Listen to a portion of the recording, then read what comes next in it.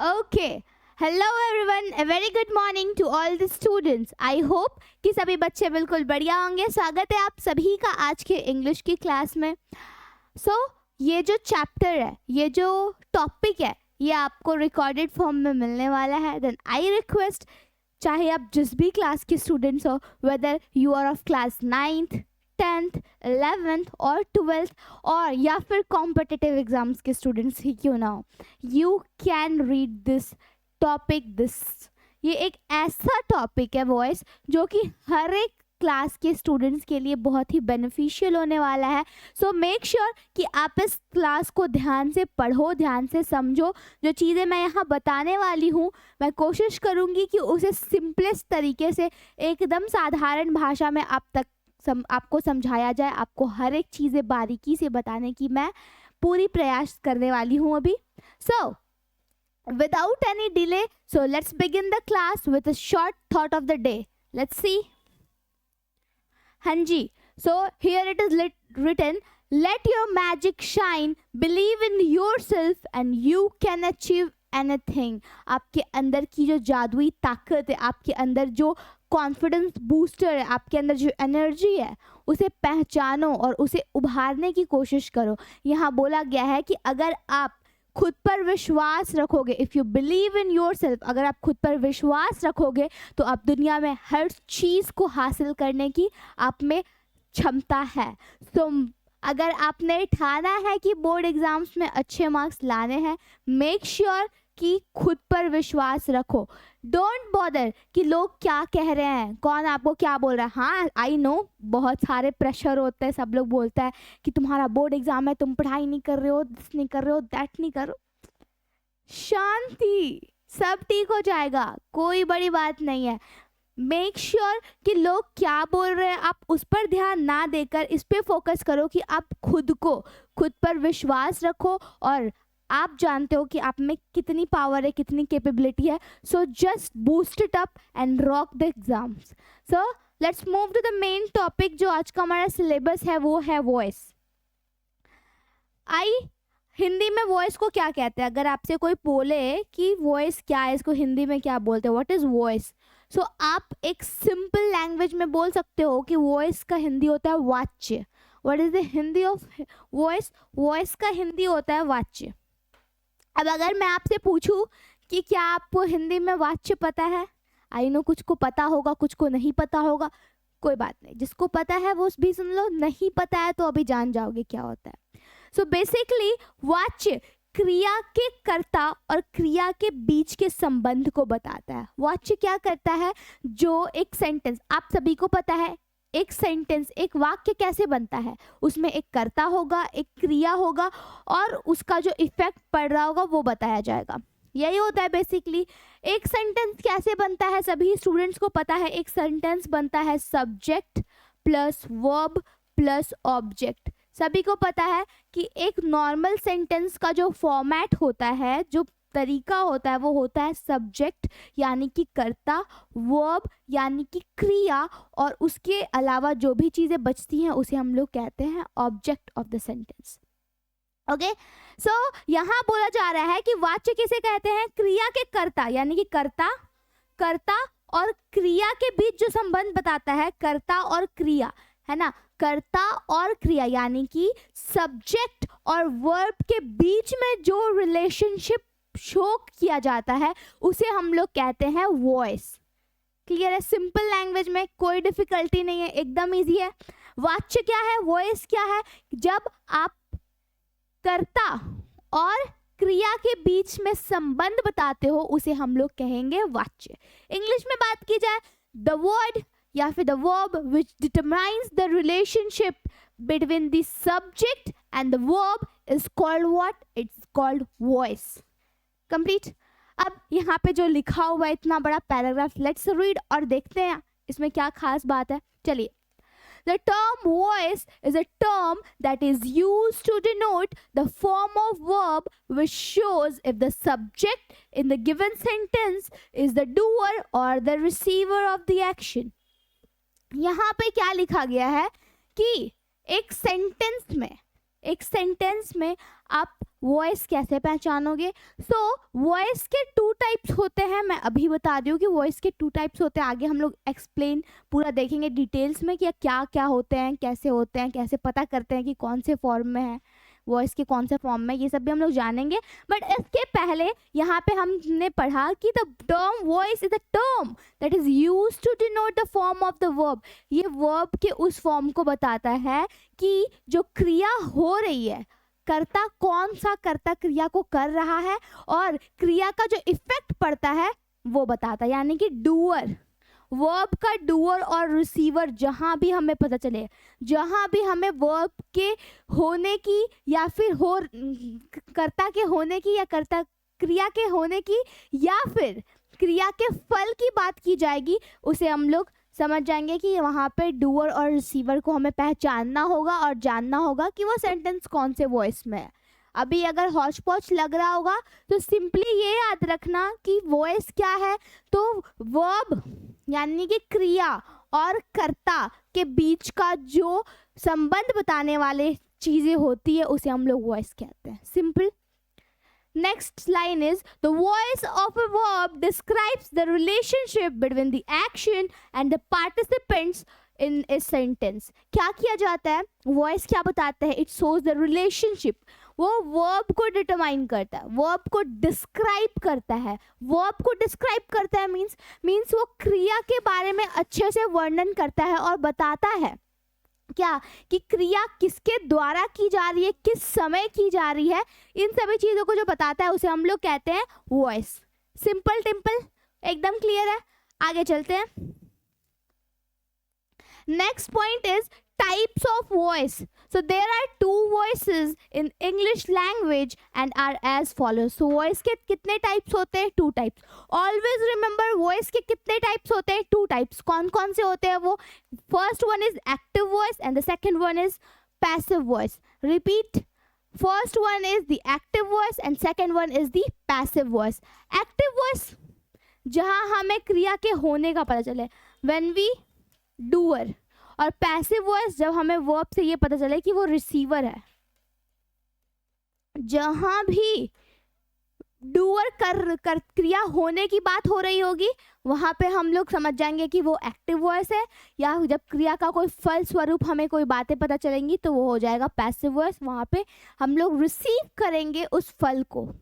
Then है, अभी भी अगर थोड़ा भी डाउट है तो हम लोग एक एग्जांपल से क्लियर कर लेते हैं कि क्या है आखिर, थोड़ा सा और डिटेल एक्सप्लेनेशन। सो अगर मैं आपको बोलूं एक सिंपल सा सेंटेंस देती हूँ, सी आई राइट, अगर मैं आपको बोलूं आई राइट अ लेटर, मैं एक पत्र लिखती हूँ या फिर मैंने एक पत्र लिखा है ना, आई राइट अ लेटर, मैं एक पत्र लिखती हूँ। ये कौन से सेंटेंस में? अब देखिए, आप एक चीज ध्यान रखना कि मैंने बोला किसी भी सेंटेंस का, चाहे वो किसी भी प्रकार का सेंटेंस हो, वाक्य हो, उसमें हमें क्या मिलेगा? एक तो मिलेगा subject, that is subject means कर्ता। तो यहाँ कर्ता कौन है? I is here what? कर्ता।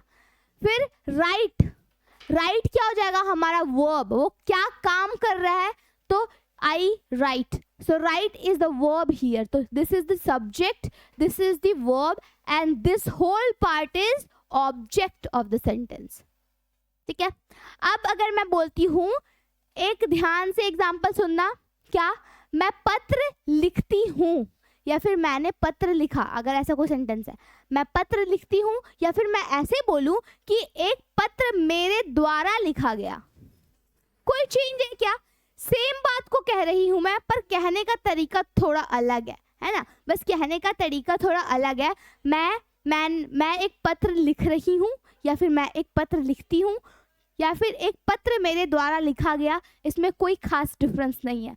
बात सेम है। जहाँ के द्वारा की बात हो रही है, समझ जाओ कि वो क्या है? एक पैसिव वॉइस की बात हो। जहाँ भी सेंटेंस को पढ़ने के बाद आप जब उसको हिंदी में ट्रांसलेट करते हो और उसका सेंस के द्वारा निकल के आता है, उसका अर्थ में के द्वारा होता है, तो समझ जाओ कि वो क्या है? वहाँ पे क्या की गई है? वहाँ पे पैसिव वॉइस की बात की गई है। क्लियर? सो इसका अगर हम लोग पैसिव वॉइस बनाए तो यहाँ पे क्या होगा, ये यहाँ का ऑब्जेक्ट आगे आ जाएगा, तो क्या हो जाएगा, अ लेटर, लेटर। ओके, यहाँ पे राइट कौन से टेंस में है, फर्स्ट प्रेजेंट टेंस में। Okay, so I write a letter is written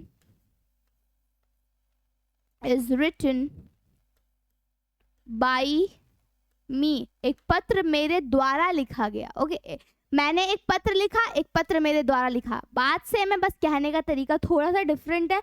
so बस इसी को कहते हैं क्या, बस इसी को क्या कहते हैं हम लोग, वॉइस। कुछ नहीं है, सिंपल सा सेंटेंस है, बस उसको कहने का तरीका थोड़ा डिफरेंट होता है। तो जो नॉर्मल वे होता है उसे हम लोग मानते हैं क्या, उसे हम लोग समझते हैं एक्टिव वॉइस, और जो उसको पलट के द्वारा के बारे में बात की जाएगी तो वो हो जाएगा हमारा पैसिव वॉइस। That's it. आगे चलते हैं।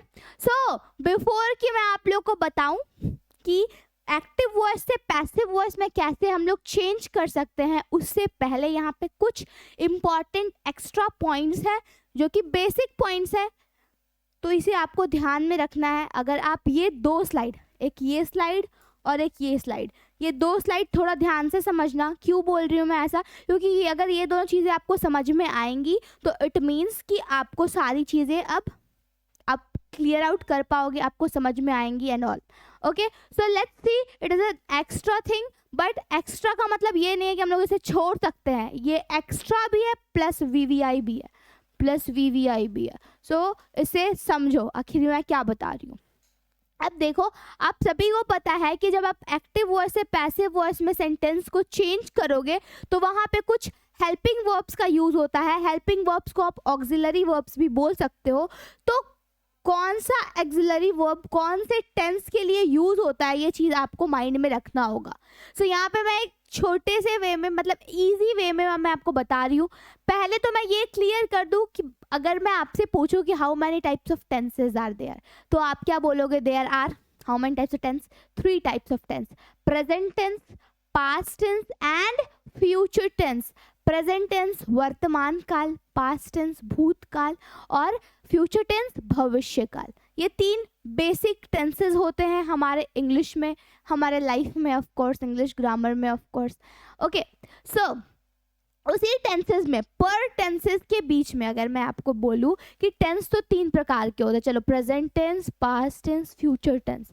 अब एक बच्चा बोलेगा मैम ये परफेक्ट टेंस क्या है ना, तो परफेक्ट टेंस कुछ नहीं है, इसी का एक पार्ट आता है। आप जानते हो अगर प्रेजेंट टेंस की बात की जाए तो प्रेजेंट टेंस में आता है क्या, एक सिंपल प्रेजेंट टेंस। क्या आ जाएगा, simple present tense, simple present tense, present continuous tense, present continuous tense, फिर प्रेजेंट परफेक्ट टेंस, उसके बाद आएगा प्रेजेंट परफेक्ट टेंस, फिर आता है प्रेजेंट परफेक्ट कंटिन्यूअस। क्या आता है, प्रेजेंट परफेक्ट कंटिन्यूअस। ओके, तो ये 4, मतलब हर एक के अंदर, प्रेजेंट टेंस के अंदर 4 और डिविजन्स होते हैं। एक हो जाएगा simple present, present continuous, present perfect continuous tenses. तो एक टेंस के अंदर 4 सब टेंसेस होते हैं, डिवाइड किया गया है। तो वैसे ही ठीक इसी प्रकार पास्ट टेंस में भी 4 होते हैं, simple past, past continuous, past perfect and past perfect continuous. ठीक उसी प्रकार फ्यूचर में भी होता है। कैसे, simple future tense, future continuous, future perfect, future perfect continuous. तो ये बातें समझ में आ गई। अब यहाँ पे हम लोग जानेंगे कि कौन से टेंस में, कौन से काल में कौन कौन से ऑक्सिलरी वर्ब या फिर हेल्पिंग वर्ब्स का यूज होता है। ऑक्सिलरी वर्ब क्या है, हेल्पिंग वर्ब क्या है, ये मैंने ऑलरेडी क्लास आप लोगों का लिया है। आई विश कि आपको याद हो, अगर नहीं याद है तो आप चैनल पे जाके देख सकते हो वो वर्ब का वीडियो, जिसमें मैंने ऑक्सिलरी वर्ब के बारे में बताया है। ऑक्सिलरी वर्ब को ही हम लोग हेल्पिंग वर्ब भी कहते हैं एंड ऑल। वर्ब का पूरा अच्छे से वीडियो बना के पोस्टेड है, तो आप लोग चेकआउट कर सकते हो, या फिर मैं लिंक पिन करवा दूंगी। चलो, present tense. So present tense में कौन कौन से हेल्पिंग वर्ब का यूज होता है, इज, एम, आर। जहां भी आपको इज, एम, आर दिखे समझ जाना कि वो कौन से टेंस में है, प्रेजेंट टेंस में।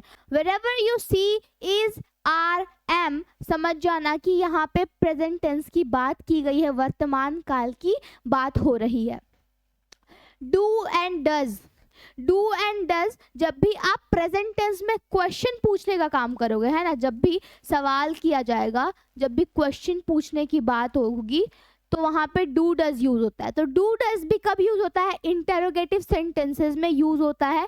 डू डज कब होता है? इंटेरोगेटिव सेंटेंसेस में यूज होता है। और कब? जब क्वेश्चन पूछा जाएगा। तो याद रखना, डू डज कोई अलग टेंस का नहीं है, वो प्रेजेंट टेंस का ही एक हेल्पिंग वर्ब है, जो कि क्वेश्चन के टाइम, सवाल जवाब के टाइम यूज होता है।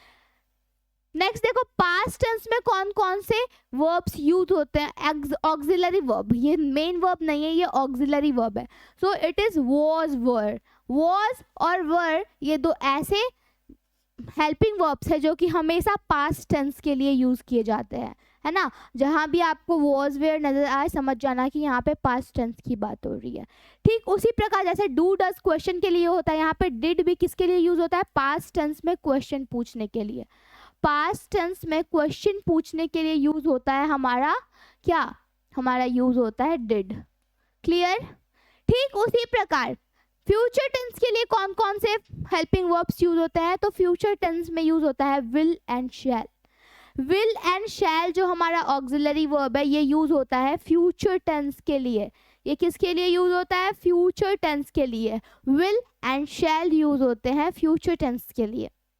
ओके अब है perfect tense. Perfect tense means मत समझना स्टूडेंट्स कि परफेक्ट टेंस मीन्स कोई अलग अलग प्रकार का। अगर कोई आपसे पूछे कि how many types of tenses are there, तो प्लीज़ 3 बोलना, कोई ये चौथा अपने मन से मत लगा देना। मैं यहाँ पे इसलिए बोल रही हूँ क्योंकि मैं यहाँ बात कर रही हूँ present perfect tense, past perfect tense, future perfect tense. मैंने ये बताया ना, जहाँ भी इन दोनों परफेक्ट टेंस, है ना, perfect tenses and perfect continuous tenses की बात होगी, तो हमेशा वहाँ पे हैज़ हैव आपको नजर आएगा।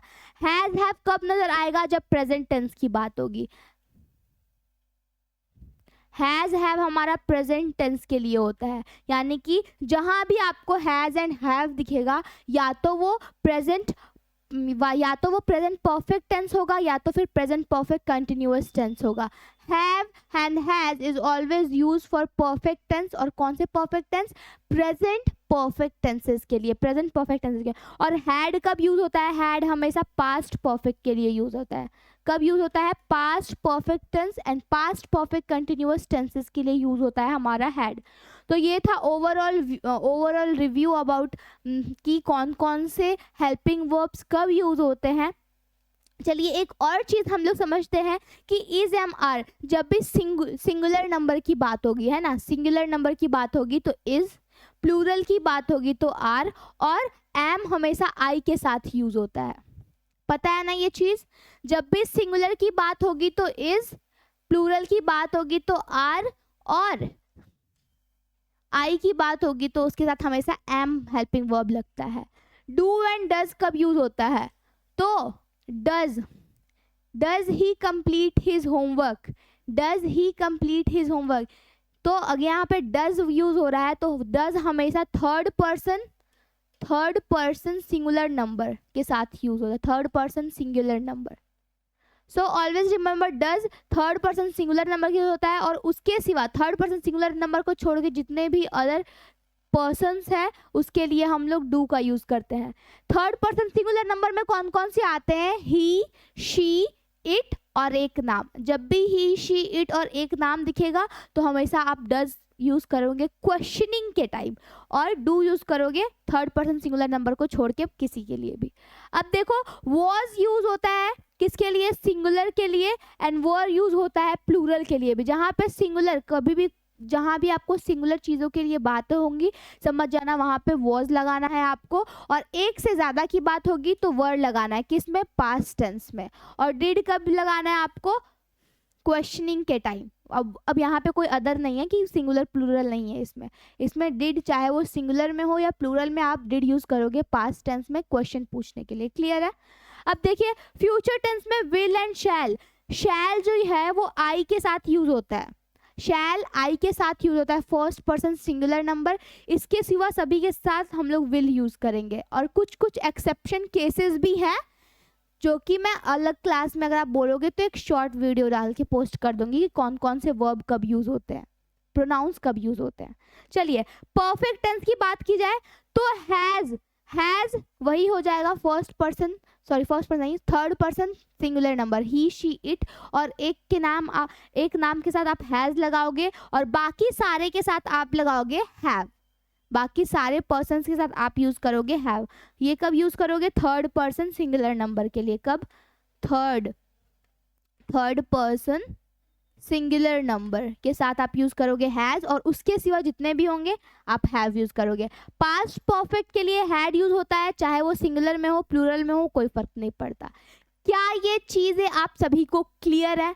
मैं एक एक पॉइंट आपको बहुत ही बारीकी से समझाने की कोशिश कर रही हूँ, सो दैट कि आप जब वॉइसेस को चेंज करो, जब आप एक्टिव वॉइस से पैसिव वॉइस में चेंज करो तो आपको कोई कंफ्यूजन ना आए कि मिस ये क्या, आपको भी लग रहा होगा मिस ये क्या फालतू पढ़ा रही है, बट अब जब चेंज करोगे ना एक्टिव टू पैसिव वॉइस तो आपको समझ आएगा कि ये एक्चुअल में कितना इंपॉर्टेंट पॉइंट है। Okay, so let's move to the next important point and the extra bonus point of this chapter. अब देखिए यहाँ पे मैंने बात की है वर्ब के फॉर्म्स की, तो आप सभी को पता है कि क्रिया के वर्ब के इंग्लिश ग्रामर में वर्ब के 5 फॉर्म्स होते हैं। कितने फॉर्म्स होते हैं? 5 फॉर्म्स होते हैं। कौन कौन से? V1, V2, V3, V4, V5। So simple ma'am, ये तो 1 2 वाली काउंटिंग है, बस वर्ब का आपने एब्रिविएशन यूज किया है V। एग्जैक्टली कुछ नहीं है। अब देखो V1 मीन्स प्रेजेंट टेंस। जब भी प्रेजेंट टेंस की बात होगी, वर्तमान काल की बात होगी, उसके लिए आप V1 का यूज करोगे। इसे हम लोग बेसिक भी बोलते हैं, बेसिक वर्ब भी बोलते हैं। V2 past tense. V2 क्या शो करता है? पास्ट टेंस को। V3 किसको शो करता है? Past participle. V3 शो करता है पास्ट पार्टिसिपल को, एंड V4 शो करता है प्रेजेंट पार्टिसिपल को, and V4 shows for present participle. और V5 कब यूज होता है? मैंने बताया क्या? Third person singular number, he she it, और एक अगर नाम होगा, कोई भी एक नाम, चाहे वो अनुष्का हो या आप में से कोई रीतू हो या फिर कोई और स्टूडेंट्स हो, संजीत हो, विक्रम हो, विशाल हो, MD साकिब हो, and I miss you all the students, genuine सारे स्टूडेंट्स। आई नो बहुत दिनों बाद क्लास हो रही है बट ऑन लाइव नहीं हो रही है तो इंटरेक्शन नहीं हो पा रहा है। यहाँ पे सिंगुलर फॉर्म के लिए मीन्स ही शी इट, और एक नाम जहाँ भी दिखेगा तो उसके लिए हम लोग ये V5 यूज करेंगे। ठीक है, कहाँ यूज करेंगे? थर्ड पर्सन सिंगुलर नंबर के लिए। Clear students? चलिए जी, अब हम लोग देखते हैं जहां भी कंटिन्यूटी की बात होगी, पहले मैं बात करूंगी V4 की, है ना, V4 की। जहां भी कंटिन्यूटी, अगर कोई कहीं भी कोई काम लगातार हो रहा होगा, मैं अगर बोलूं मैं खाना खा रही हूँ, यानी कि अभी मैंने खाना खाया नहीं, अभी मैं खा ही रही हूँ, मैं खाना खा रही हूँ, आई एम ईटिंग, है ना, आई एम ईटिंग। तो यहाँ पे जब वो काम में लगातार अभी उस समय में चल रहा है जो काम, कंटिन्यूटी की बात होगी तो कंटिन्यूटी को शो करता है ING। जहां पर भी आपको स्टूडेंट्स ING दिख जाए समझ लो वो कंटिन्यूअस टेंस में है ना, वो काम लगातार हो रहा है। जहां भी ING दिख जाए समझ लो वो कंटिन्यूअस टेंस की बात की जा रही है। तो ये तो इजी है कि जो बेस फॉर्म है, ये जो हमारा कुक है, बेस फॉर्म में ING जोड़ दो, कुक में ING जोड़ दो, कुकिंग मतलब ये कंटिन्यूअस टेंस है V4। ईट में ING जोड़ दो, है ना, ईट में ING जोड़ दो, ईटिंग हमारा कंटिन्यूटी शो कर रहा है। बाई में ING जोड़ दो, बाइंग मीन्स खरीद रही हूँ या खरीद रहा हूँ। तो जहां भी आपको ING दिखे, जहां भी आपको ING दिखे समझ जाना वहां पे कंटिन्यूटी की बात की जा रही है। क्लियर? अब देखो मैंने बोला कि जब भी आप थर्ड पर्सन सिंगुलर नंबर की बात करते हो, यानी कि कौन कौन से, ही शी इट, या फिर एक नाम, कोई भी एक नाम, एनी वन नेम, जब भी एक नाम होगा तो उसके साथ आप लास्ट में, है ना, वर्ब के जो मेन वर्ब है, जैसे कि कुक है हमारा मेन वर्ब, कुक में हम लोग S जोड़ देंगे, कुक्स। ईट में S जोड़ देंगे, ईट्स।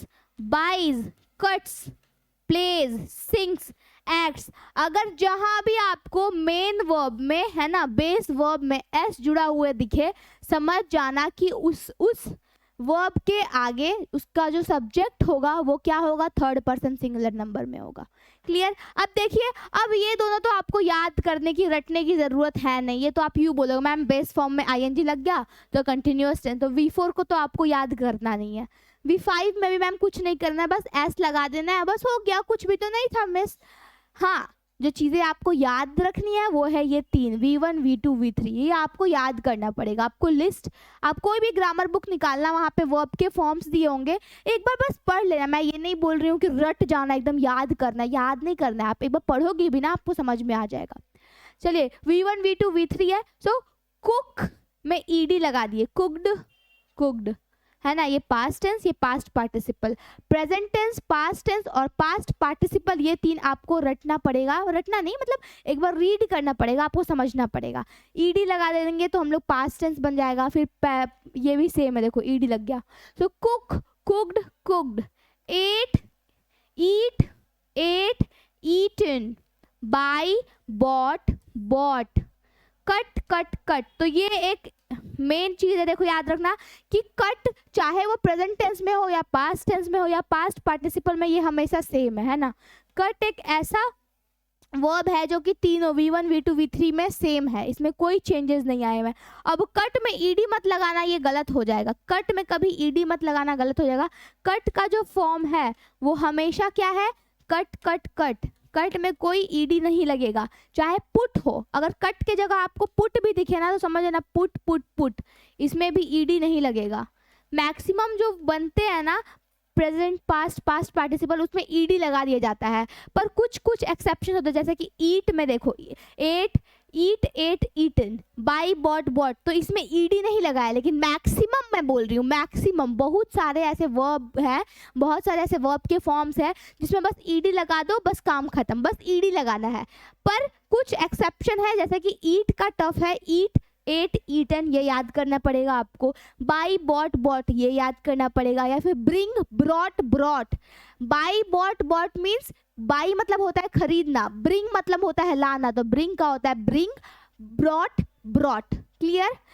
प्ले में देखिए, प्ले में बस ईडी लगाना है, easy ma'am, play, played, played. Sing का थोड़ा डिफिकल्ट है, सिंग, सैंग, संग, ये थोड़ा डिफिकल्ट है, इसको याद कर लेना, सिंग, सैंग, संग, ये याद करने वाली चीज ये है। अब देखो एक्ट, एक्टेड, एक्टेड, इसमें क्या हुआ है, ईडी लगा है, तो ये तो ईजी है, जहां भी ईडी लगे ये समझ जाना, ये तो बहुत ईजी है। बट कुछ ऐसे एक्सेप्शंस हैं जिसमें थोड़ा डिफरेंट तरीके से वर्ब के फॉर्म्स चेंज होते हैं, जैसे कि ईट, एट, ईटन, उसके बाद buy, bought, bought, bring, brought, brought, sing, sang, sung, तो ये सब कुछ ही है, ज़्यादा नहीं है, कुछ ही है।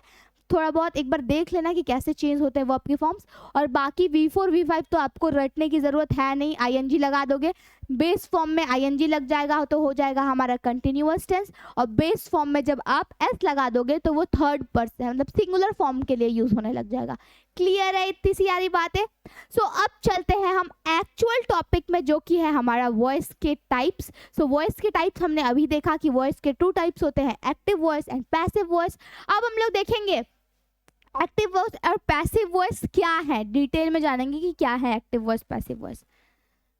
चलिए, यहाँ पे एक इंपॉर्टेंट पॉइंट है, मैं रीड करके एक बार समझा देती हूँ। देखो, when the subject of the verb is doing the action of the verb, when the subject of the verb, है ना, when the subject of the verb, है ना, कर्ता, क्रिया का जो करता है ना, क्रिया का जो करता है, यानी कि जो काम करने वाला व्यक्ति है, कोई भी हो सकता है, मैं, तुम, वो सब, है ना, कोई भी हो सकता है, मैं हो सकती हूँ, मेरे साथ और भी कोई हो सकता है, 2 लोग होते हैं, 4 लोग, कोई भी हो सकता है, मीन सब्जेक्ट कुछ भी हो सकता है, आई, मी, यू, ही, शी, इट, दे, कुछ भी हो सकता है।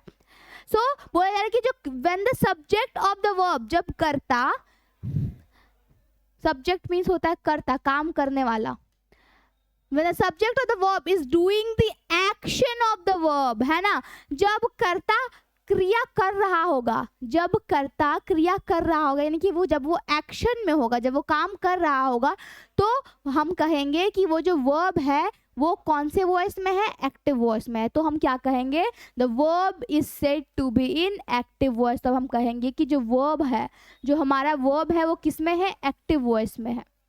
वर्ब किस में है, एक्टिव वॉइस में। जब कर्ता यानी कि काम करने वाला, जब कर्ता कार्य कर रहा होगा, कार्य कर रहा होगा, काम खत्म नहीं हुआ है, जब कार्य कर रहा होगा तो उस वर्ब को, उस क्रिया को हम कहेंगे कि वो क्रिया एक्टिव वॉइस में है। क्लियर है इतनी सी बात? चलिए जी, बहुत बढ़िया, आगे देखते हैं। अब देखिए, when the subject of the verb is being acted upon the verb, क्या बोला है कि जब सब्जेक्ट, जब हमारा जो करता है, जब हमारा करता है is being acted upon the verb, जब उस पे क्रिया का फल पड़ेगा, जब हमारी क्रिया पे, जब कर्ता का फल क्रिया पे पड़ेगा तो हम कहेंगे कि वो जो वर्ब है वो पैसिव वॉइस में है। मीन्स जब कार्य खत्म हो गया होगा और उस कार्य का जो फल है उस वर्ब पे पड़ेगा तो हम ये कहेंगे कि जो हमारा वर्ब है वो किस में है, वो पैसिव वॉइस में है। वो किस में है? पैसिव वॉइस में है। एक एग्जाम्पल देखते हैं, जैसे कि यहाँ पे लिखा गया है the dog bit the postman. Bit means होता है काटना, बिट मीन्स होता है काटना। The dog bit the postman, है ना। पोस्टमैन किसे कहेंगे हम लोग? डाकिया, जो मतलब आते हैं ना पत्र, पहले के ज़माने में सब कुछ पहले के ज़माने में होता था, अब के ज़माने में कुछ नहीं होता है। तो जो डाकिया है, बोला है कि जो कुत्ता है, कुत्ते ने किसे काट लिया? डाकिया को काट लिया। यहाँ पे बात की जा रही है the dog bit the postman. हाँ, इसके चलते पहना इसमें लग रहा था, नहीं नहा कर आया है। क्लास, मेरा क्लास चल रहा है, बीच में डिस्टर्ब कर रही है। चलो फिर क्या मैंने बोला? हाँ, तो यहाँ पे एग्जांपल है the dog bit the postman. जो कुत्ता है, कुत्ते ने किसे काटा? पोस्टमैन को, डाकिया को काटा। फिर इसी को अगर हम कह सकते हैं कि, इसी को हम लोग अलग तरीके से कह सकते हैं कि the postman was bitten by the dog, है ना। आप यहाँ पे बाय द डॉग लगा भी सकते हो, नहीं भी लगा सकते हो, ये रूल मैं बताऊंगी जब चेंज करूंगी। तो the postman was bitten, was bitten हो रहा है। अब यहाँ पे जो क्रिया है उसका फल, क्रिया के फल की यहाँ पे बात की जा रही है, तो ये हम कहेंगे कि ये जो सेंटेंस है वो किस में है? हमारा पैसिव वॉइस में। क्लियर है? So the passive of a verb tells us whether the subject is acting और बीइंग एक्टेड अपॉन। तो हमें क्या पता चलता है? हम वॉइस कैसे पता करेंगे? ये कि क्रिया कर रहा है या फिर क्रिया का फल उस पर पड़ रहा है, बस यही दो चीजें देखनी है। Clear? So now the main topic, what is active voice. Active voice क्या है? 4 बार बता दिए कि एक बार फिर बता देती हूँ कि एक्टिव वॉइस क्या है। If the subject is performing the action, अगर सब्जेक्ट, अगर हमारा जो करता है, अगर जो हमारा करता है वो कार्य कर रहा होगा तो हम कहेंगे कि वो जो वर्ब है, वो जो क्रिया है वो किस में है? एक्टिव वॉइस में। जब हमारा कर्ता कोई कार्य कर रहा होगा तो हम कहेंगे कि जो वर्ब है वो किस में है? एक्टिव वॉइस में है। वर्ब किस में है? एक्टिव वॉइस में है। क्लियर? एक एग्जांपल देखते हैं। मैंने अभी बोला एक्टिव वॉइस का एक नॉर्मल फॉर्मेट होता है क्या? Subject plus verb plus object. Active voice का नॉर्मल फॉर्मेट है subject plus verb plus object. अब देखो, मैं अगर आपसे पूछूं, यहाँ पे एक वर्ड है the pirate buried the treasure. यहाँ पे एक लास्ट सेंटेंस आपको दिया गया है the pirate buried the treasure. Treasure means होता है खजाना। अब देखो, अगर मैं बोलूँ कि यहाँ पे करता कौन है, यहाँ पे कौन काम कर रहा है, तो आप बोलोगे पायरेट। सो यहाँ पे जो पायरेट है वो क्या है? हमारा सब्जेक्ट है। ओके, यहाँ पे क्या कार्य किया जा रहा है? बरीड। बरीड मीन्स होता है किसी चीज को दफनाना या फिर उसे जमीन के अंदर मिट्टी में गाड़ना। तो बरीड हो गया हमारा वर्ब। ये क्या हो गया? हमारा वर्ब। यहाँ पे दिया गया है वर्ब। अब देखो, द ट्रेजर क्या हो गया? हमारा ऑब्जेक्ट। तो आपको पता चल गया कि subject plus verb plus object होता है हमारा एक्टिव वॉइस। अब यहाँ पे बात की जा रही है the pirate buried the treasure. हम कह रहे हैं कि ये जो पायरेट है इसने क्या किया? ट्रेजर को, खजाने को क्या किया? जमीन में दफनाया, फिर उसको गाड़ा। दफनाया वर्ड गलत हो जाएगा, उसे जमीन में छुपाने की कोशिश की। तो यहाँ पे जो सब्जेक्ट है हमारा द पायरेट, ये अभी कार्य को कर रहा है। क्या कर रहा है? अभी कार्य कर रहा है। कौन सा कार्य कर रहा है? बरी करने का। किसको? ट्रेजर को। तो यहाँ पे जो वर्ब है वो कौन से फॉर्मेट में है? एक्टिव वॉइस में। क्लियर? यहाँ पे साफ साफ एग्जाम्पल दिया गया, इसमें कुछ एक्सप्लेन करने वाली खास चीज़ नहीं है। आगे चलते हैं। फिर आपसे अगर कोई पूछे व्हाट इज पैसिव वॉइस, यहाँ पे आपको काफ़ी क्लियरली 2 लाइन में आपको स्टेटमेंट मिल जा रहा है कि एक्टिव वॉइस क्या है, पैसिव वॉइस क्या है। इतना क्लियरली कहीं नहीं मिलेगा। चलो अब देखो, if the subject is having the action done to it, बोला जा रहा है अगर कर्ता का कार्य हो चुका है ना, when the subject is having the action done to it, then the verb is said to be in passive voice। यानी कि जब कार्य खत्म हो जाएगा और जब कार्य के फल की बात की जाएगी, तब हम कहेंगे क्या कि हमारा जो वर्ब है, हमारी जो क्रिया है, वो किस में है, वो पैसिव वॉइस में है, वो पैसिव वॉइस में। डन। एग्जाम्पल देखिए जो हमने भी पढ़ा था, हमारा एक्टिव वॉइस क्या था, द पायरेट बरीड, बरीड हो गया हमारा, ईडी लगा हुआ है तो पास्ट टेंस हो गया। यहाँ पे ईडी लगा हुआ है तो ये कौन सा टेंस में है, पास्ट टेंस की बात की गई है। तो जब आप इसको चेंज करोगे किसमें, पैसिव वॉइस को, तो क्या हो जाएगा, तब इसका फॉर्मेट चेंज होके क्या बनेगा, object plus verb plus subject. See अब हमारा जो वहाँ पे एक्टिव वॉइस में जो हमारा ऑब्जेक्ट था वो यहाँ पे सब्जेक्ट बन जाएगा। The treasure was buried by the pirate, यहाँ पे कार्य हो चुका है और कार्य के फल की बात की गई है, यहाँ पे रिसीव हो रहा है, एक्शन का फल रिसीव हो रहा है, तो हम ये कहेंगे कि वर्ब की किस में है, पैसिव वॉइस में। क्लियर है? आई होप कि इतनी सारी बातें आप सभी को क्लियर होगी। अगर यहाँ तक एकदम क्लियर है तो चलिए अब आगे चलते हैं और जानते हैं और भी इम्पोर्टेंट डिटेल्स को। So remember that the active voice has the subject doing the action. हमेशा याद रखना कि एक्टिव वॉइस में हमेशा हमारा कर्ता कार्य करते नजर आएगा, हमेशा हमारा कर्ता कार्य करते हुए नजर आएगा।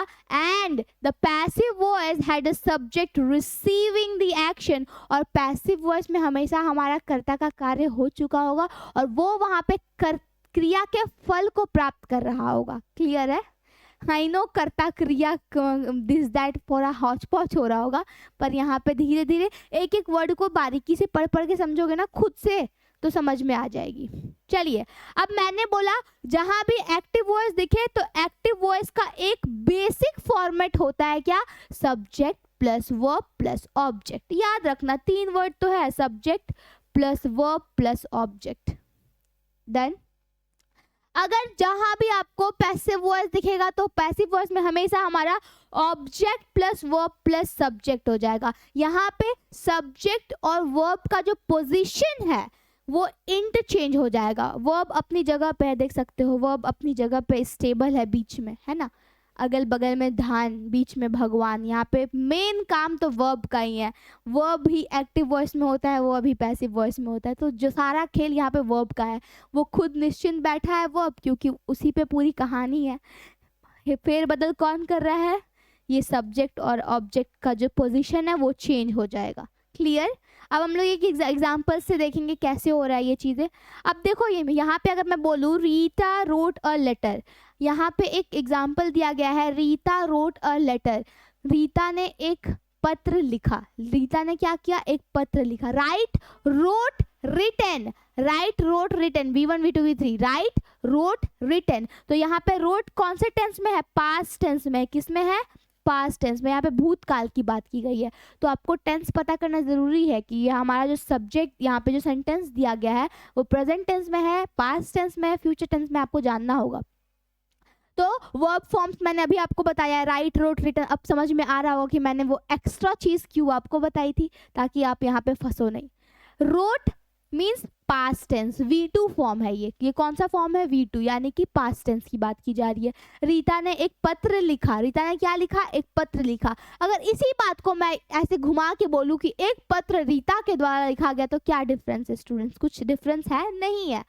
बस यही है, बात सेम होती है, जो कार्य हो रहा होता है वो सेम होता है, सेम समय में होता है, पर उसे कहने का जो तरीका होता है वो थोड़ा डिफरेंट हो जाता है वॉइसेस में।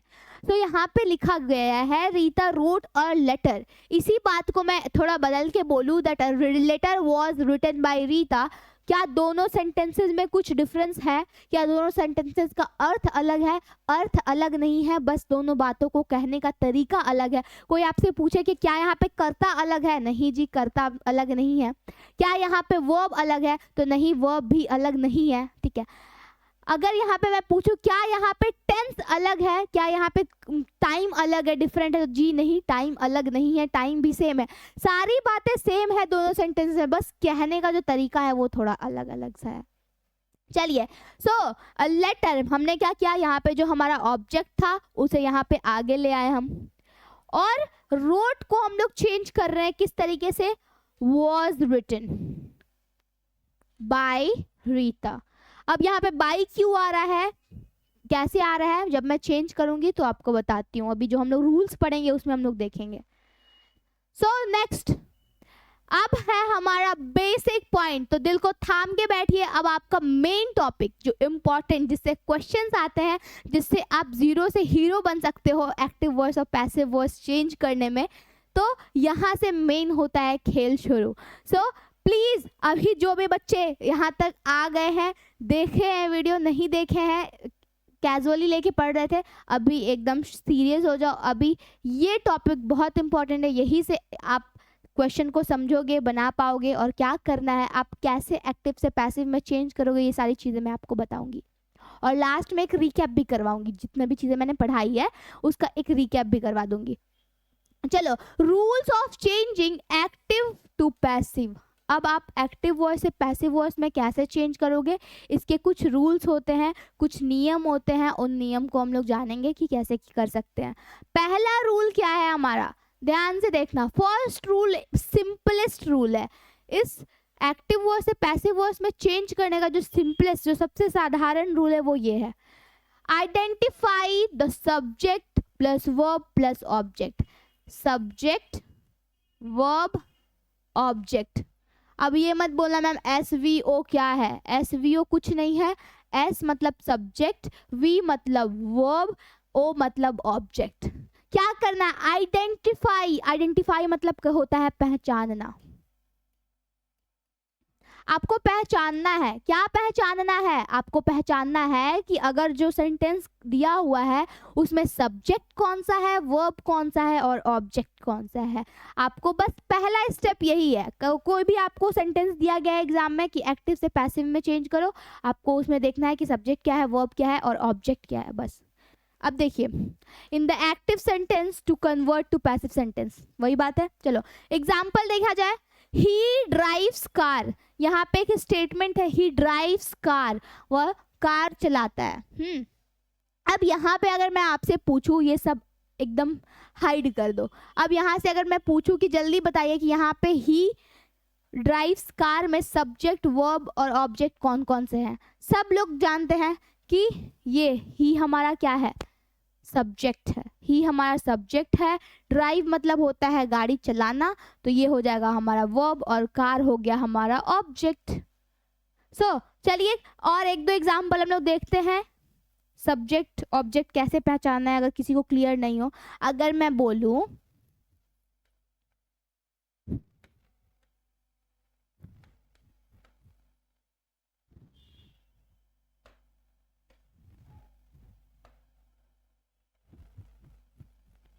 स्टडीज, हाँ जी, यहाँ पे एक सेंटेंस अगर मैं देती हूँ, रीतू स्टडीज इंग्लिश।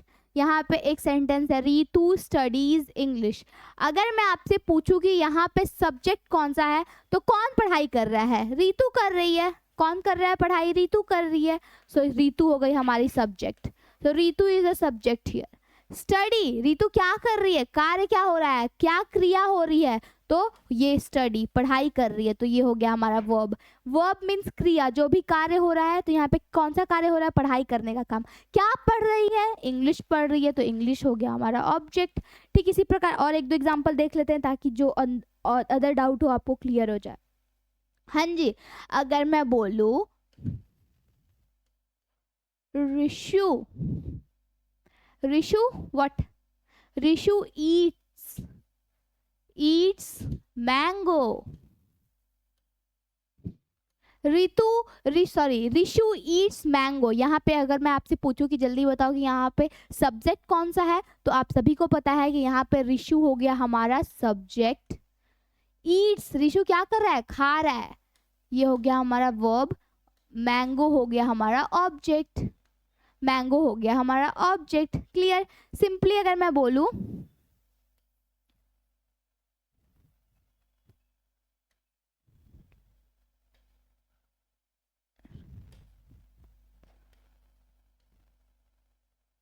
टीचर्स,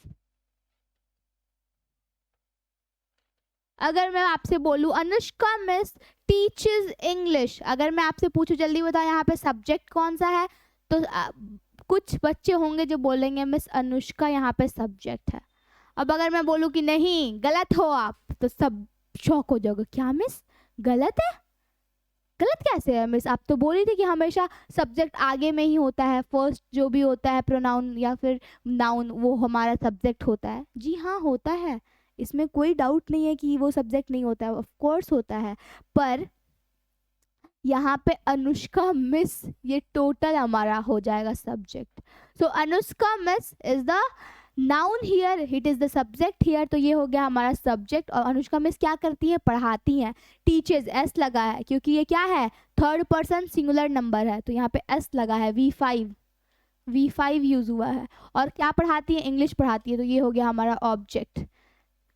और एग्जाम्पल चाहिए, हाँ, शी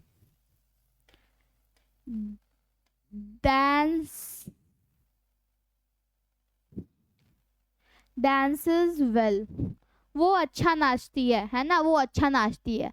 कौन कौन अच्छा नाचता है, शी इज दी सब्जेक्ट। क्या करती है, वो नाचती है, शी dances, तो ये हो गया डांस हो गया हमारा वर्ब। और ये कौन सा फॉर्म है, V5, क्योंकि ये थर्ड पर्सन सिंगुलर नंबर है। और वेल हो गया हमारा ऑब्जेक्ट। सब्जेक्ट और वर्ब को छोड़ के जितना भी चीज सेंटेंस में बचेगा वो हो जाएगा हमारा ऑब्जेक्ट। सिंपल। और एक देखो, they sing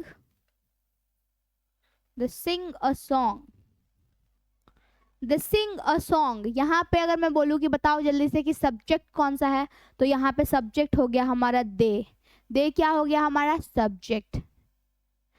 क्या कर रहे हैं वे लोग, गाना गा रहे हैं, दे आर सिंगिंग, तो सिंग हो गया हमारा वर्ब, और सिंग हो गया हमारा V1, प्रेजेंट टेंस की बात की जा रही है।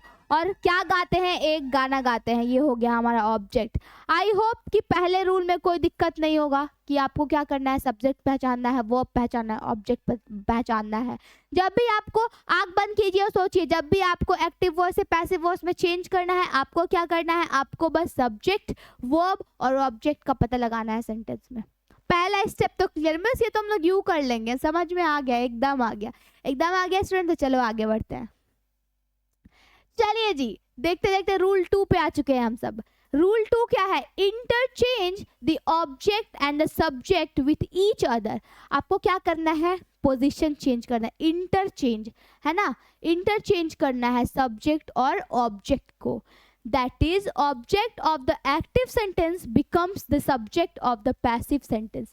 क्या करना है आपको, जो एक्टिव सेंटेंस का सब्जेक्ट है, चलो इसको भी समझा देती हूँ, आपको क्या करना है, इंटरचेंज करना है। देखो, subject plus verb plus object, ये हो गया क्या हमारा एक्टिव वॉइस,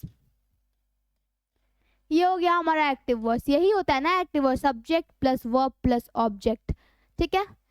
फिर हम अगर पैसिव वॉइस में हमें चेंज करना है, इसे हमें क्या करना है, पैसिव वॉइस में चेंज करना है। तो मिस कैसे करेंगे चेंज, तो कुछ नहीं करेंगे जी, ये एक्टिव वॉइस का जो ऑब्जेक्ट है, एक्टिव वॉइस का जो ऑब्जेक्ट है ये आगे आ जाएगा, ये सब्जेक्ट बन जाएगा, है ना, ये पीछे से एकदम फर्स्ट बेंच पे। वर्ब एज इट इज, मैंने क्या बोला, सब कहानी वर्ब से ही है, सब कहानी क्या है, वर्ब से। वर्ब हमारा किंग है, वर्ब इज द किंग। देखो मैंने इसे क्राउन भी लगा दिया, वर्ब क्या है हमारा, किंग है, इसे कोई नहीं हिला सकता है। वर्ब अपने प्लेस पे ही रहेगा, एकदम जहाँ वर्ब है वहीं पे वर्ब रहेगा, बस सब्जेक्ट और ऑब्जेक्ट का जो पोजीशन है वो चेंज हो जाएगा।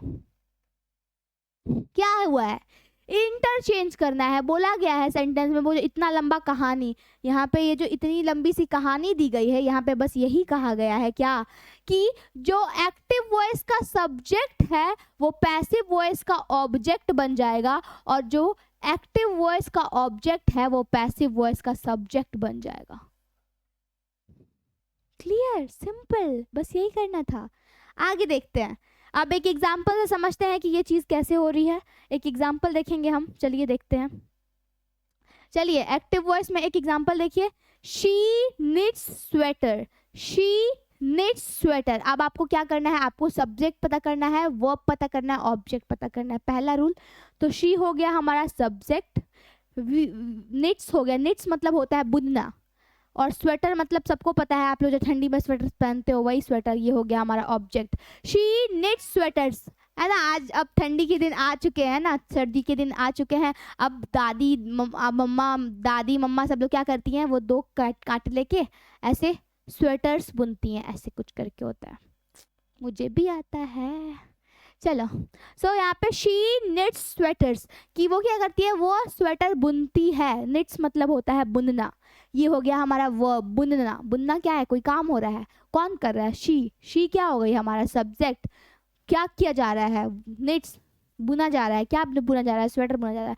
तो पहला रूल तो यही था कि हमें सब्जेक्ट और वर्ब और ऑब्जेक्ट पता करना है। दूसरा क्या है, दूसरा क्या है कि आपको जब एक्टिव से पैसिव वॉइस में चेंज करना है तो आपको ये जो सब्जेक्ट है ये पीछे चला जाएगा और ये ऑब्जेक्ट आगे आ जाएगा, यही था ना रूल। चलो इसी रूल को हम लोग आगे देखते हैं पैसिव वॉइस में। द स्वेटर, देखो यहाँ पे ऑब्जेक्ट था स्वेटर, तो स्वेटर को हम लोग आगे ला दिए। अब ये स्वेटर सब्जेक्ट बन गया है पैसिव वॉइस में, स्वेटर आगे आ गया है, ये स्वेटर जो लास्ट में था ये आगे आ चुका है ना। The sweater is knitted bye her, she her में चेंज हो गया। जब भी एक्टिव से पैसिव वॉइस में चेंज होता है तो प्रोनाउंस बदल जाते हैं, प्रोनाउंस बदल जाते हैं। जब प्रोनाउन एक्टिव वॉइस में होता है तो डिफरेंट होता है, और वो जब पैसिव वॉइस में चेंज होता है तो उसका रूल होता है, मैं रूल आगे बताऊंगी, तो पेशेंस रखो। तो यहाँ पे क्या किया हमने, जो स्वेटर है उसको बस आगे लाया और इस शी को हमें पीछे कर देना है। अब बीच की जो कहानी है वो भी मैं बताऊंगी नेक्स्ट रूल में। चलिए, दो रूल क्लियर हो गया आप सभी को। दो रूल्स में कोई दिक्कत नहीं है ना, एकदम लग रहा है कि मिस एकदम समझ में आ रहा है, एकदम दिक्कत नहीं है, 4 डालेंगे एग्जाम में। चलो थर्ड रूल देखते हैं। In passive voice, sometimes the subject is not used. क्या बोला गया है कि जब हम एक्टिव से पैसिव वॉइस में चेंज करते हैं तो कभी कभी ऐसा होता है कि पैसिव वॉइस में सब्जेक्ट गायब हो जाता है, मीन्स हमें सब्जेक्ट लगाने की जरूरत नहीं होती है। क्यों नहीं होती है वो अभी पता चल जाएगा एग्जाम्पल से। That is the subject in the passive voice can be omitted. इसका मतलब ये है कि पैसिव वॉइस में सब्जेक्ट को हम लोग ओमिट कर सकते हैं। किसको ओमिट कर सकते हैं, सब्जेक्ट को। ओमिट मीन्स होता है छोड़ देना, है ना, छोड़े गए। ओमिट मीन्स होता है छोड़ देना, किसी भी चीज को छोड़ देना, नेग्लेक्ट कर देना, उसे हम लोग बोलते हैं ओमिट। ओमिट मीन्स होता है छोड़ना, त्यागना, उसे नजरअंदाज कर देना। If the sentence without it gives enough meaning, अगर आप एक्टिव वॉइस से पैसिव वॉइस में चेंज कर रहे हो और बिना सब्जेक्ट लगाए भी वो सेंटेंस एकदम सही लग रहा है तो आप सब्जेक्ट को पैसिव वॉइस में ओमिट कर सकते हो, छोड़ सकते हो। क्लियर है, एकदम क्लियर है ना। आगे चलिए एग्जाम्पल देखते हैं एक एक्टिव वॉइस से पैसिव वॉइस में। Someone sells milk in liters. Someone means कोई दूध को लीटर में बेचता है। Someone sells milk in liter. अब देखो यहाँ पे someone क्या हो गया हमारा सब्जेक्ट, someone हो गया हमारा सब्जेक्ट।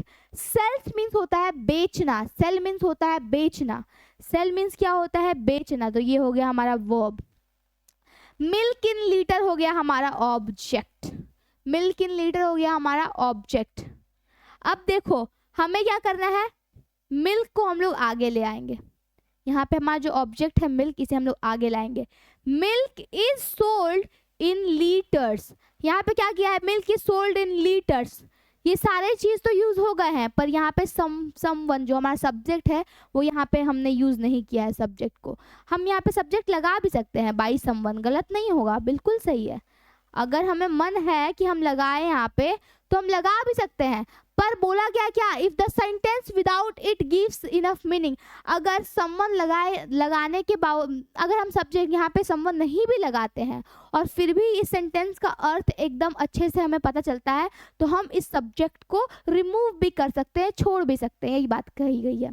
अब देखो क्या बोला गया है, कभी कभी जब हम एक्टिव से, कभी कभी, हमेशा नहीं स्टूडेंट्स, कभी कभी ऐसा होता है कि जब हम एक्टिव वॉइस से पैसिव वॉइस में चेंज करते हैं तो कुछ ऐसे टाइम्स होते हैं कि हम लोग पैसिव वॉइस में जो हमारा सब्जेक्ट है उसे हम लोग छोड़ सकते हैं। इसे हम लोग अगर नहीं भी लगाएं इस चीज़ को तो भी ये सेंटेंस करेक्ट है।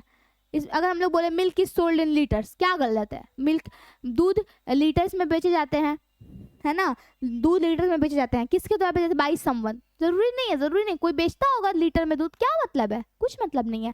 लगाए नहीं लगाए एक ही बात है। जैसे कि अभी हमने पढ़ा था, एक और एग्जाम्पल देखा था पीछे, देखो हमने एक एग्जाम्पल देखा था, वो देखो यहाँ पे, the dog beat the postman, है ना, the dog beat the postman. Postman को किसने काटा? कुत्ते ने काटा। तो यहाँ पे द पोस्टमैन वाज बीटन, बस यहाँ ये बताया गया है कि पोस्टमैन को काटा गया, किसके द्वारा? कुत्ते के द्वारा, बिल्ली के द्वारा, उससे कोई फर्क नहीं है, लगाओ मत लगाओ चल जाएगा। क्योंकि हम अगर लिखते हैं द पोस्टमैन वाज बीटन, इतने से भी हमारा सेंटेंस क्लियर है, हमें समझ में आ रहा है कि क्या हुआ है, कर्ता का फल, है ना, क्रिया का फल किस पे पड़ा है, तो हमें ये चीज़ पता है। तो हम अगर रिमूव भी कर दे तो कोई दिक्कत नहीं है। यहाँ पे हम लोग द डॉग को लास्ट में नहीं भी लाएंगे तो कोई प्रॉब्लम नहीं है। बस यही बात को बताई गई है कि कभी कभी ऐसा होता है कि हम लोग छोड़ भी सकते हैं, किसको? हम लोग एक्टिव वॉइस के सब्जेक्ट को यहाँ पे ऑब्जेक्ट में ना ला के भी छोड़ सकते हैं, ओमिट कर सकते हैं। क्या बोला? कभी कभी हम लोग छोड़ सकते हैं। तो ये रूल नंबर 3 है। ये बेसिक रूल तो नहीं है, पर आप ध्यान में रख सकते हो। अगर आपको टाइम बचाना है या फिर कहीं आपको ऑप्शन में अगर आपको नहीं नज़र आता है बाई समवन या कुछ सब्जेक्ट नहीं नज़र आता, मत सोचना कि आंसर गलत हो या फिर और कोई मैम आंसर ही नहीं दिया हुआ है सब ऑब्जेक्टिव में, तो ये सब मत करना मेरे भाई, थोड़ा सा बुद्धि लगाना। चलो अब चलिए देखते हैं rule number 4। Change the base verb in the active sentence into the past participle that is third form of the verb in passive sentence that is preceded by. अब देखो यहाँ तक की पहले बात समझो क्या कही गई है। ये दो चीजें हैं, दो यहाँ पे 2 पॉइंट दिया गया है, तो यहाँ तक पहले 1 पॉइंट है, फिर ये 1 पॉइंट है। अब देखो, change the base verb in the active sentence. Active sentence का जो वर्ब है वो जब पैसिव वॉइस में चेंज होता है तो वो हमेशा पास्ट पार्टिसिपल में चेंज होता है। किस में चेंज होता है? Past participle. पास्ट पार्टिसिपल क्या होता है? थर्ड फॉर्म होता है, वर्ब का थर्ड फॉर्म होता है, V3। पास्ट पार्टिसिपल क्या है? V3 फॉर्म है वर्ब का। अब यहाँ पे मैं एक एग्जांपल से आपको समझाती हूँ कि क्या कहने की कोशिश की गई है। इसी एग्जांपल को लेके चलते हैं। क्या? शी प्रिपेयर्स डिनर, नहीं इसको नहीं, कुछ अलग एग्जांपल लेके चलते हैं।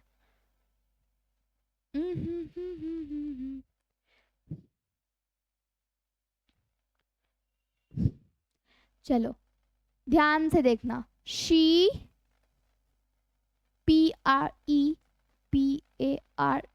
Prepares dinner.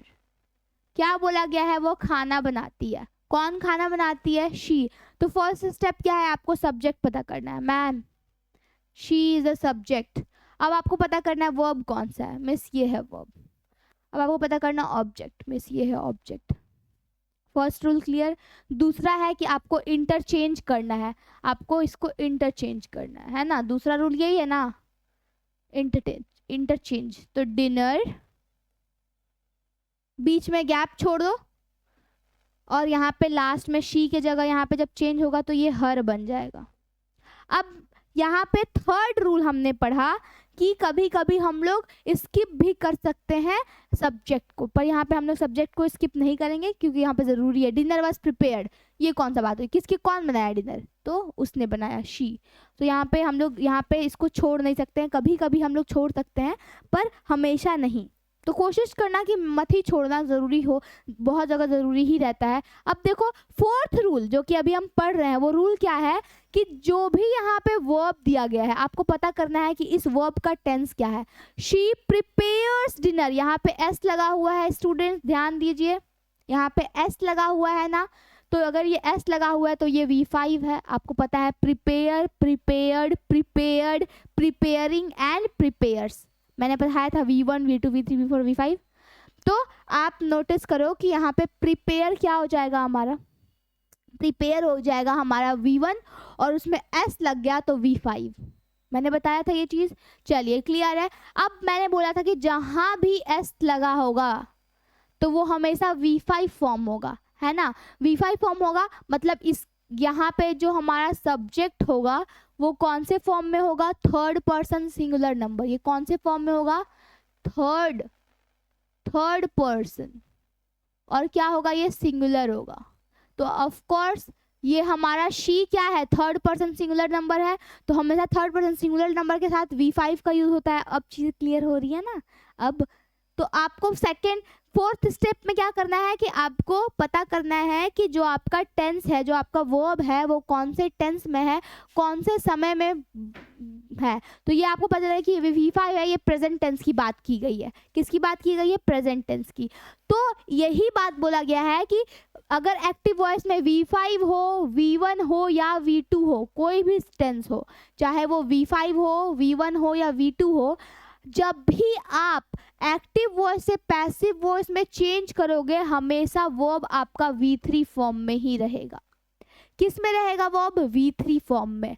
अब प्रिपेयर का V3 क्या होगा, प्रिपेयर, प्रिपेयर्ड, प्रिपेयर, ईडी लगा रहे हो आप, चलो प्रिपेयर्ड, PREPARED। हाँ जी, अभी मैंने बोला कि यहाँ पे ये प्रेजेंट टेंस में है, तो प्रेजेंट टेंस यहाँ देखो, ये सिंगुलर नंबर, ये सिंगुलर है, डिनर क्या है, सिंगुलर है। सिंगुलर के साथ आप कौन सा हेल्पिंग वर्ब यूज करोगे प्रेजेंट टेंस में, इज। मैंने बताया था ना हेल्पिंग वर्ब के बारे में। Dinner is prepared. अब यहाँ पे मिस कुछ छूटा छूटा सा लग रहा है, क्या छूट रहा है जी, तो ये रूल में यहाँ पे देखिए क्या बोला गया है कि जब आप पास्ट पार्टिसिपल में चेंज कर लोगे, यानी कि V3 फॉर्म में चेंज कर लोगे वर्ब को, उसके बाद that is preceded by, with और टू एटसेट्रा, है ना। जब भी ये चीजें होंगी तो उसके बाद क्या आएगा, या तो बाय आएगा, या तो विथ आएगा, या तो टू आएगा। मीन्स हमेशा वर्ब के बाद आपको या तो बाय यूज करना है, या तो टू, या तो विथ यूज करना है। Base verb is never used in passive voice sentence. क्या बोला गया है कि जब भी आप एक्टिव वॉइस से पैसिव वॉइस में चेंज करते हो तो बेस वर्ब कभी यूज नहीं होता है। मीन्स आप कभी भी V1 यूज नहीं कर सकते हो, कभी भी V2 यूज नहीं कर सकते हो। हमेशा यूज करोगे तो क्या यूज करोगे, V3। हमेशा कौन से वर्ब का यूज होगा, V3 फॉर्म, वर्ब के V3 फॉर्म का यूज होगा। चलो अब यहाँ पे मैंने बोला कि हमेशा आपके वर्ब के बाद, ये हमारा हमेशा V3 यूज हो रहा है, हमेशा आपके वर्ब के बाद किसका यूज होगा, बाय, विथ या टू। तो यहाँ पे आप यूज करोगे बाय। अब देखो, शी प्रिपेयर्स डिनर, वह खाना बनाती है, खाना उसके द्वारा बनाया गया, बात सेम है, dinner is prepared by her. So this was all about the chapter, this was all about this rule. ठीक, चलिए अब हम देख लेते हैं कि कहाँ पर हम लोग बाय यूज करेंगे, कहाँ पे टू यूज करेंगे, कहाँ पे विथ यूज करेंगे।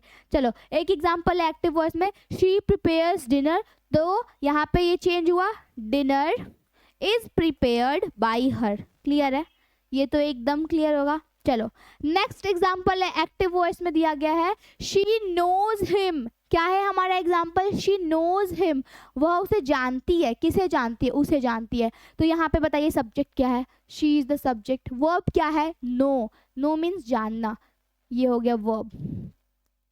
फिर यहाँ पे हम लोग ऑब्जेक्ट पता करेंगे, ऑब्जेक्ट हो गया हमारा हिम। क्लियर है। तो नेक्स्ट रूल है, आप फर्स्ट रूल था कि आपको पहचानना है सब्जेक्ट वर्ब ऑब्जेक्ट, मिस हो गया।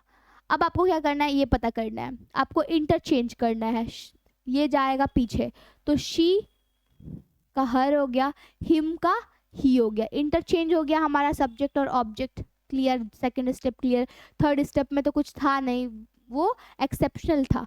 फोर्थ हमारा रूल है कि आपको वर्ब को अब चेंज करना है। सारा कहानी किंग है, वॉइस का किंग है कौन, हमारा वर्ब।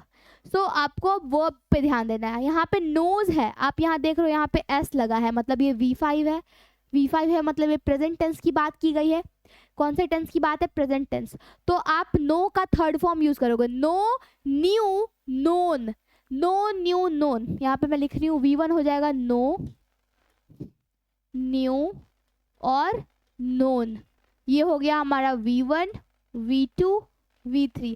आपको हमेशा एक्टिव से पैसिव वॉइस चेंज करने टाइम V3 का यूज करना है, तो यहाँ हम लोग लिखेंगे नोन। अब मैंने बताया कि यहाँ पे ही कौन से टेंस में है, प्रेजेंट टेंस में है, थर्ड पर्सन सिंगुलर नंबर में है, तो आप इसके साथ इज हेल्पिंग वर्ब का यूज करोगे। क्लियर। अब मैंने बोला कि हमेशा वर्ब के बाद या तो आप टू यूज करोगे, या तो बाय यूज करोगे, या तो विथ यूज करोगे। तो यहाँ पे आप टू लगा दिए एंड उसके बाद ये तो था ही, हो गया। शी नोज हिम, वह उसे जानती है, उसे उसके द्वारा जाना गया। बात सेम है। नेक्स्ट एग्जाम्पल देखो, juice फिल्स the jar, juice फिल्स the jar. अब यहाँ पे बोला गया है जूस क्या है, हमारा सब्जेक्ट, फिल्स हो गया हमारा वर्ब और द जार हो गया हमारा ऑब्जेक्ट। क्लियर। इसको अगर हम लोग पैसिव वॉइस में चेंज करें तो हमें क्या करना होगा, पहले तो ये सब्जेक्ट को हमें ऑब्जेक्ट बनाना होगा, ऑब्जेक्ट को सब्जेक्ट बनाना होगा। तो यहाँ पे द जार आ गया, जूस हमारा पीछे चल गया। अब हमें बीच का देखना है, हमें वर्ब बताना है। तो ये क्या है, हमारा V5 है, ये हमारा क्या है, V5 है प्रेजेंट टेंस में। तो इसका फिल का हो जाएगा फिल, फील्ड, फील्ड, ईडी लगा देंगे तो ये हमारा V3 हो गया। क्या हो गया, हमारा V3 हो गया, V3 हो गया। इसके साथ हम लोग हेल्पिंग वर्ब इज यूज करेंगे और इसकी हमेशा वर्ब के बाद हमें क्या यूज करना है, बाय टू विथ का यूज करना है। तो यहाँ पे विथ हो गया। Clear. Juice फिल्स the jar, juice क्या करती है, जार को भरती है।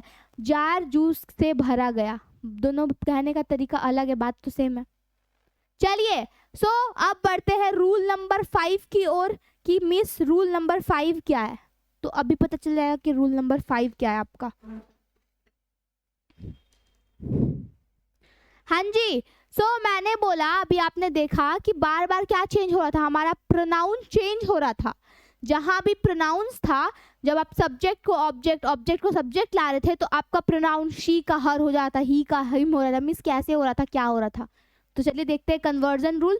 रूल नंबर 5 आपको याद रखना है, while conversion of active voice sentences to passive voice, जब आप एक्टिव वॉइस से पैसिव वॉइस में सेंटेंसेस को बदल रहे होगे तो आपको क्या करना है, the pronoun used in the sentence, sentence में जो भी प्रोनाउन यूज हुआ होगा, चाहे वो कोई भी प्रोनाउन हो, सेंटेंस में जो भी प्रोनाउन यूज हुआ होगा also changes in the following manner. क्या बोला गया है, जब भी आप जब भी आप एक्टिव वॉइस से पैसिव वॉइस में चेंज करोगे तो उस सेंटेंस में जो भी प्रोनाउंस यूज हुए होंगे, चाहे वो सब्जेक्ट में यूज हुआ हो या ऑब्जेक्ट में यूज हुआ हो, जो भी चेंजेस होंगे वो क्या होता है, चेंज होता है। उसका रूल ये है। अब देखो, जब भी आई चेंज हो जाएगा हमारा मी में, याद कर लेना इसको, प्लीज याद कर लेना, जरूरी है। आई किस में चेंज होता है, मी में। वी चेंज होगा अस में। ही चेंज हो जाता है him. She will change into her. I change into me. We change into us. He changes to him. She changes to her. They changes to them. They किस में चेंज होता है, them. You का you ही रह जाता है। चलो ये तो स्टार मार्क कर लो, इसमें कोई चेंज नहीं है। इट का इट रह जाता है, इसमें भी कोई चेंज नहीं है। तो हमारा दो चीज चेंज नहीं होता है, हमारे पास ये 4 5, हमें बस 5 प्रोनाउंस को चेंज करने का याद रखना है। बाकी ये यू और इट तो सेम है। यू प्रोनाउन कभी भी चेंज नहीं होगा, यू का यू ही रहेगा, इट का इट रहेगा। तो मिस चेंज क्या करेंगे, आई दिखेगा, अगर आई सब्जेक्ट में होगा तो जब हम ऑब्जेक्ट में चेंज करेंगे तो मी हो जाएगा। वी हमारा सब्जेक्ट में होगा, ऑब्जेक्ट में चेंज करेंगे तो अस हो जाएगा। ही, हिम, शी, हर, दे का देम हो जाएगा। यू का यू, इट का इट। याद रहना, याद कर लेना, आंख बंद करो। I will change into me. We will change to us. He will change to him. She will change to her. Clear. Give me just a minute.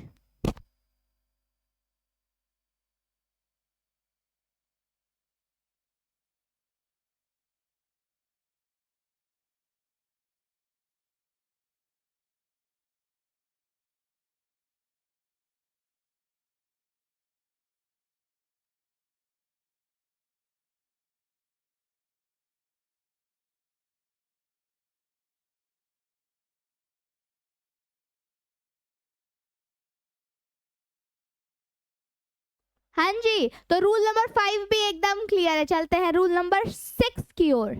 6th rule क्या है हमारा? यूज द suitable हेल्पिंग और auxiliary verb is, am, are, was etcetera. क्या करना है आपको? suitable helping verb का use करना है। और हेल्पिंग वर्ब का यूज कैसे करना है ये मैंने एक्स्ट्रा वाले पार्ट में बताया था, जो एक्स्ट्रा बोनस पार्ट था। नहीं विश्वास है तो आपको नहीं आ रहा है तो मैं बताती हूँ। मैंने ये भी बताया कि V1 V2 V3 का कैसे यूज करना है आपको। फिर मैंने बोला ये देखो ऑक्सिलरी वर्ब का यूज कब कैसे कहाँ होगा, तो ये वाला पार्ट मैंने बता दिया है आपको, तो यहाँ मुझे दिक्कत नहीं होगी। चलो जी, use the suitable helping verb और ऑक्सिलरी वर्ब, और ये सारे होते हैं, और इसके सिवा और भी होते हैं। एटसेट्रा है मतलब और भी है, तो मैंने बताया है कौन कौन से और हेल्पिंग वर्ब्स हैं। The rules for using auxiliary verb in passive voice sentences are different for each sentences. हर टेंस में, सारे टेंस में ऑक्सिलरी वर्ब को यूज करने का तरीका डिफरेंट डिफरेंट होता है। आपको पता है ये चीज़, मैंने बताया कि कैसे आप चेंज करोगे। आपको पहले वर्ब का फॉर्म देखना होगा, वो प्रेजेंट टेंस में कौन से टेंस में, ये पता करना होगा। उस टेंस के अकॉर्डिंग आप हेल्पिंग वर्ब चूज करोगे।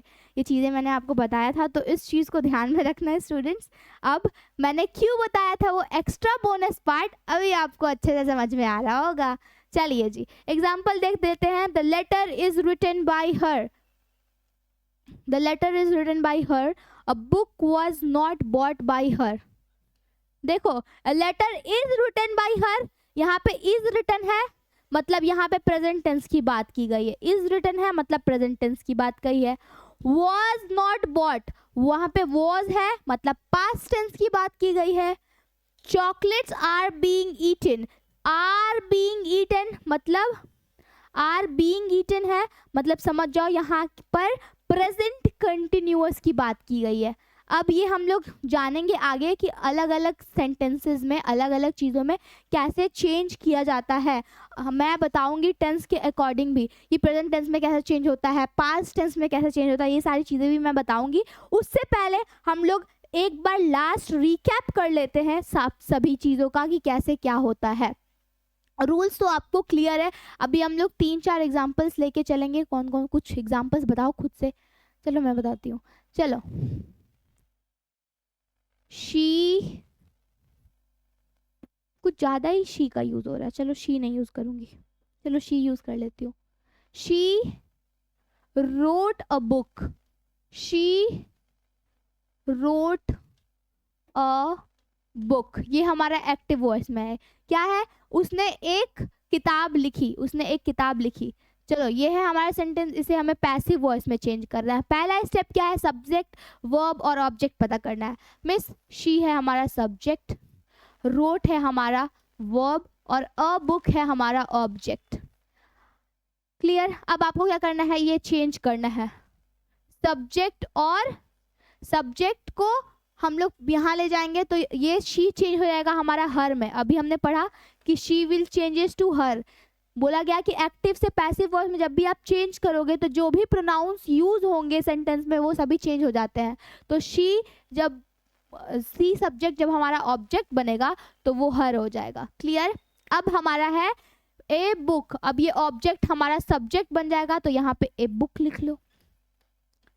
थर्ड रूल क्या है कि हमें वर्ब को देखना है। Verb wrote, write, wrote, written, write, wrote, written, ये हमारा क्या है? V2, ये हमारा पास्ट टेंस है, पास्ट टेंस है। अब इसका V3 बनाओ, राइट, रोट, रिटन, अब हमारा हो जाएगा रिटन V3। मैंने बोला कि हमेशा, चाहे ये V1 में हो, V2 में हो या फिर V5 में हो, जब भी आप चेंज करोगे पैसिव में, ये हमेशा V3 में ही यूज होगा। हमेशा क्या होगा? V3 फॉर्म ही यूज होगा पैसिव वॉइस में। अब हमें टेंस देखा कि पास्ट टेंस था, तो पास्ट टेंस था तो बुक, बुक हमारा हमारा क्या है, सिंगुलर है, ए बुक, एक बुक की बात की गई है। तो सिंगुलर पास्ट टेंस में कौन से ऑक्सिलरी वर्ब का यूज होता है, वॉज का यूज होता है। सो अ बुक वॉज रिटन, और बोला गया था, रूल में पढ़ा था हमने कि हमेशा वर्ब के बाद V3 फॉर्म के बाद हम लोग या तो बाई यूज करेंगे, या तो टू यूज करेंगे, या तो विथ। तो यहाँ पे हम लोग बाई का यूज करेंगे। A book was written by her, a book was written by her. Clear? चलिए एक और एग्जाम्पल देखते हैं हम। एक और एग्जाम्पल क्या होगा, they cheated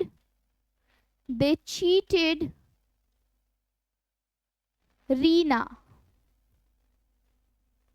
है ना।